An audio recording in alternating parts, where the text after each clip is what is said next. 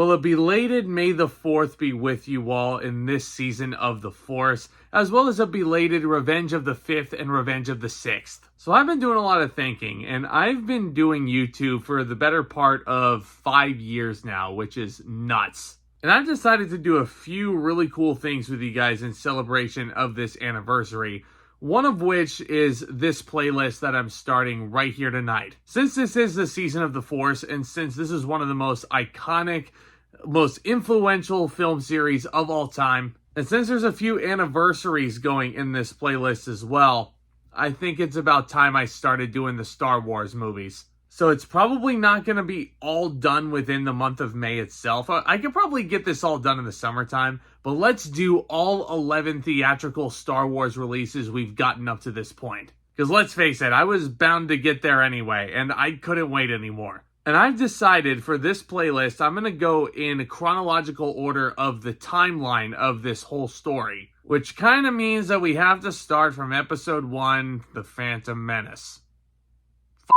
Yeah, this one is a really tricky one on a number of levels, because I was not old enough to experience The Phantom Menace in theaters back in 1999. I was only going on like 2 or 3 years old at the time. But the people that I do know that experienced The Phantom Menace in theaters have said that it was one of the most disappointing experiences they've ever had. Because think about it, this is the start of the prequel trilogy. It was probably hyped out the gills in the build-up to its release in the summer of 1999. Hype that would not be replicated until 2015 when The Force Awakens released. But unlike The Force Awakens, Phantom Menace proved to be a massive disappointment in a multitude of different ways. So this starts the trajectory of showing how Anakin Skywalker is the chosen one and how he's supposed to bring balance to the Force, but he inevitably becomes the second most evil man in the galaxy. Here in Phantom Menace, he's just a 9-year-old boy, and he's taken under the tutelage of 2 Jedi Masters, Qui-Gon Jinn, played by Liam Neeson,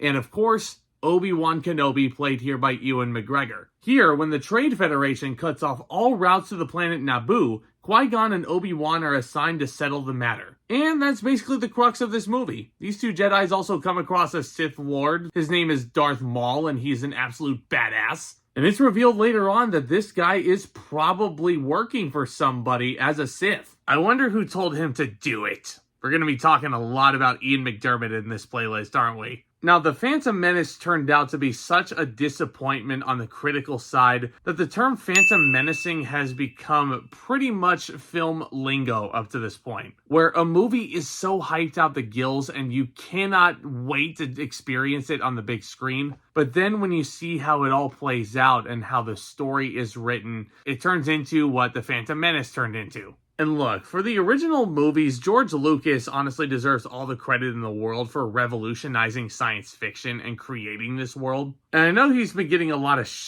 over the prequels and their quality, especially over the past 20 years or so. And from a 2025 lens, I'm not going to sit here and say that the prequels are the worst movies I've ever seen, because they're not. But yeah, Phantom Menace still has a lot of problems. But before I get to that, I do want to say that there are a couple of redeeming qualities. The performers in here are very solid. I mean, across the board, you have a really solid cast to boot. Liam Neeson was just coming off his performance in Schindler's List not too long before this. And this man was so excited to be in a Star Wars movie that he did not read a single word of the script. Lessons should be learned from Liam Neeson going into this movie, Bill Murray going into Garfield. Always make sure if you're an actor, read the script beforehand before you accept the part. And yeah, Liam Neeson was trying his hardest, as was Ewan McGregor as Obi-Wan Kenobi, who turns out to be one of the shining bright spots of this prequel trilogy. I think this was the perfect actor to play Obi-Wan, because this man has some patience that you simply cannot teach. And McGregor embodies the quality of patience.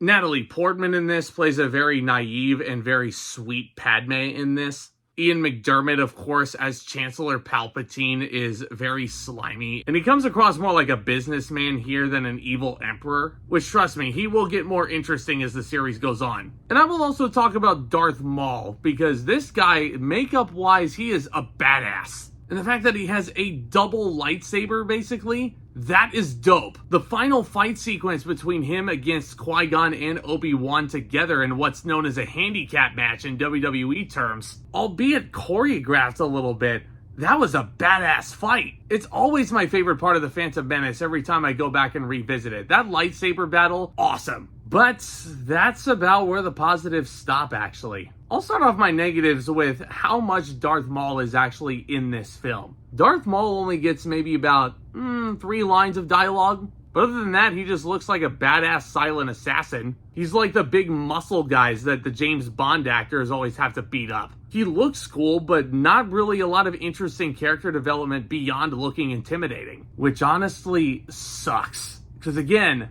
Darth Maul is a badass. They absolutely missed the boat on that. Lots of missed opportunities in The Phantom Menace. Speaking of missed opportunities, let's talk about this Jedi Council for a second. And I know I'm kind of hopping around back and forth, but this just kind of goes to show you how much this movie kind of ticks me off. One of my favorite characters in the Star Wars lore that you guys will come to learn is Yoda, played by Frank Oz. How on earth can you make a character as endearing and as funny as Yoda was in the original trilogy, and then you see him in the prequels and he's boring? Like, a lot of Yoda's scenes, like, he's not really doing anything funny. All of his scenes are basically just talking. And that's all the Jedis really do in this movie, is they don't really do anything badass unless their name is Qui-Gon or Obi-Wan. They just sit around in a room and talk. And they talk about if Qui-Gon is even qualified to even train this little kid. They're also debating whether or not this kid is too old. He's like 9 years old when he starts to train to become a Jedi. Now, I get it. I know the argument is, like, Jedi started training when they were, like, toddlers. But really, that's what they consider a problem. And if you're gonna have scenes where the Jedis are just sitting around and talking, at least make this dialogue somewhat more interesting. Make it more comedic, especially if you have Yoda in it. Hell, even because you have Samuel L. Jackson making his first appearance as Mace Windu. Samuel L. Jackson is hilarious. How do you not give this character anything funny to say? But then again, you also have George Lucas writing comedy for characters like goddamn Jar Jar Binks. I knew I was going to get to him eventually. Now look, I'm going to show you something real quick. You see this little bobblehead? This is Jar Jar Binks, of course. Misa Jar Jar. There's only one reason why he is on this shelf right now. It's because I got him as a gift for my lovely girlfriend, because bless her heart, she is a big fan of Jar Jar Binks. And I don't want to sound like I'm throwing her under the bus, and I'm sure she will say unashamedly that she is a fan of Jar Jar Binks. To each their own. No, but this guy is way too overexposed in The Phantom Menace, which kind of goes without saying. We all knew this for the better part of 25 years now. And he must have been written into this movie because this was a very heavily political-driven type of plotline. You had to have something for the kids. Part of me kind of gets that if I'm playing devil's advocate. But good God, you could have made this guy a lot less obnoxious. Oh my God, speaking of obnoxious, okay, let's talk about the young kid that they cast to play Anakin Skywalker at this point, Jake Lloyd.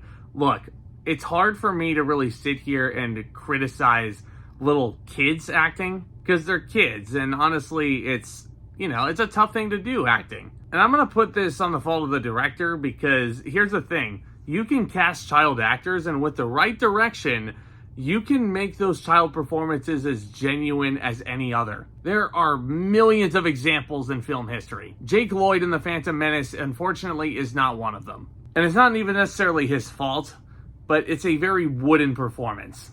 Are you an angel? What? And yeah, also, it is very weird that this kid, who is basically young enough to be someone that Natalie Portman is babysitting at the time, and when you know what happens between Anakin and Padme down the line, it's a little weird watching The Phantom Menace, isn't it? The story of Phantom Menace overall, listen, the opening crawl said that this was supposed to be about, some sort of trade dispute, and there was going to be some changes politically in the galaxy. When a lot of these scenes are just sitting around and talking like the Jedi Council, the Senate meetings. I ask you this question. What kid wants to sit around and watch that? If you're a little kid in 1999 and you went to the movie theater and you were pumped out of your mind to see, X-Wings and TIE fighters going at it, and lightsaber battles like the one you get at the end, I'm sure you weren't disappointed by that part. But the build to get there must have been hell. Those kids must have been sitting there like, Mommy, where's the lightsabers? I mean, they're just talking. Like, where's the lightsabers? And I feel like one of the two biggest problems with The Phantom Menace overall, George Lucas it felt like he was buying time with this one. Because the real story that he wanted to tell in the prequels, that is, was episode 3. And you'll notice when we get to episode 3, it feels like a story with passion and drive and purpose. Phantom Menace just feels like it's going through the motions because it's the first entry in a trilogy. And it feels like a movie that you could honestly skip. Aside from the ending fight battle, of course, which again is 2 thumbs up. But spoiler alert, it ends in the deaths of both Qui-Gon Jinn and Darth Maul. Obi-Wan Kenobi saws Darth Maul in half and sends him like flying into this just endless pit, which is pretty gruesome for a Star Wars movie, even though it only had a PG rating at the time. The death of Qui-Gon Jinn, while emotionally charged, it confirmed to me the second biggest problem of this movie. Qui-Gon Jinn does not need to be here. If you eliminated Qui-Gon Jinn from the entire story arc of Star Wars, probably wouldn't have lost anything. Which sucks to say that a character played by the great Liam Neeson is as expendable as he is. But that's the harsh truth, man. When Qui-Gon Jinn dies, I still don't really feel a damn thing. Which again, sucks so incredibly hard. You know what else kind of sucks incredibly hard and feels dated? The CG effects. This movie honestly looks incredibly dated. I'm sure when the original trilogy came out with how practical everything looked, it felt like you were actually at a galaxy far, far away. When you're looking at scenes between McGregor and Neeson and they're just exchanging dialogue in front of a green screen forest, you can absolutely tell that it's green screen. Like, there is no way around it. This feels like a studio far, far away, not a galaxy far, far away. And on another note, and again, I know I'm just volleying around between different points in the movie, but Phantom Menace is such a jumbled mess as it is, that I feel like, it's okay for me to do this. Another technical thing is that the movie feels incredibly repetitive in its cinematography and its editing. And the biggest example of that is the pod racer sequence. Now, as a kid, when I first watched The Phantom Menace, I thought this race was incredibly fun. But then when I got much older, I noticed that the camera work was basically panning from left to right, and then left to right, and then left to right again. Just no variety. Having variety in big exciting sequences like that makes it more exciting. But no, a lot of the time was spent creating jokes for Jar Jar Binks and, just finding ways to kill time until Revenge of the Sith came out. I think it's safe to assume that Phantom Menace is definitely near the bottom of my totem pole of Star Wars movies. But again, it's not to say that it's a complete train wreck. There are elements of this movie that make it watchable. And it's still Star Wars, even though it's a longer movie and Lindsay doesn't really enjoy longer movies unless it's Star Wars. It still feels like it's flying by at a pretty brisk pace. The pacing I really don't have much of an issue with, but I think it's just the meandering feeling of this movie, the unfunniness of Jar Jar Binks, and the complete expendable nature of Qui-Gon Jinn. Phantom Menace just... Again, there's a reason why the Phantom Menacing term became as universal as it is. And it's because of how disappointing this one turned out. I'm going to give Star Wars Episode 1, The Phantom Menace, a C-. And I hate to say it, for the prequels, at least for the short term, things are not looking up. Because up next is Episode 2, Attack of the Clones. We get a romance movie now. Oh my god, it's going to be so corny. Another way for George Lucas to kill time before the story he actually wants to tell. Well, let me know what you think. I know there are thoughts about The Phantom Menace that are waiting to be heard down in the comment section below. Which Star Wars movie is your favorite? And there's a lot that we still have to get through in this playlist. I can't wait to go through this entire saga with you guys. Hit that subscribe button if you're new and you want to see more from me, and tap that thumbs up as well. And stay tuned for the next Star Wars reviews and all the other fun surprises I have planned for my 5-year anniversary. Thank you all so much, guys. Y'all are the best. And with all that being said, Back Talk, commence.